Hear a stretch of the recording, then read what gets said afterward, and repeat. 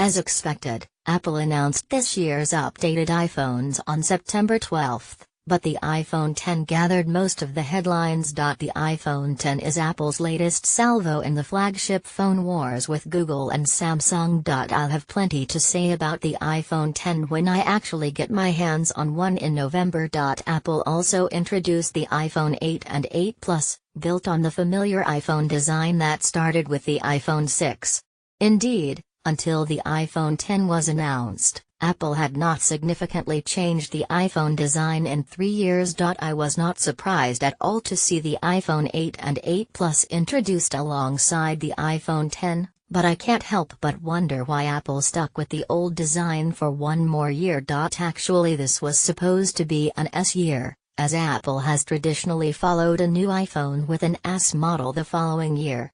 This is the first non-S year since the iPhone 3. Not that I'm complaining. Usually when I review a phone, it's sent by the manufacturer or a PR agency or from a wireless carrier, but in this case I'm reviewing the iPhone 8 Plus I purchased on release day.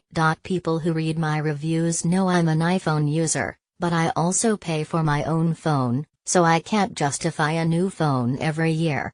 The iPhone 8 Plus is replacing my trusty iPhone 6s, which was handed down to my wife. Decisions. I thought long and hard about which phone to buy.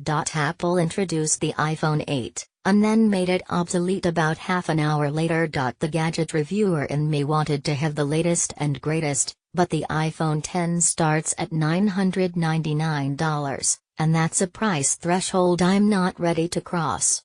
Plus, I'm not yet ready to give up my fingerprint authentication in favor of Face ID. I'll be happy to let others be the guinea pigs for that technology. I use Apple Pay almost every day, so I'm not keen on anything getting in the way of those easy transactions. I was glad to see most of the technology inside the iPhone X is also inside the iPhone 8 and 8 Plus,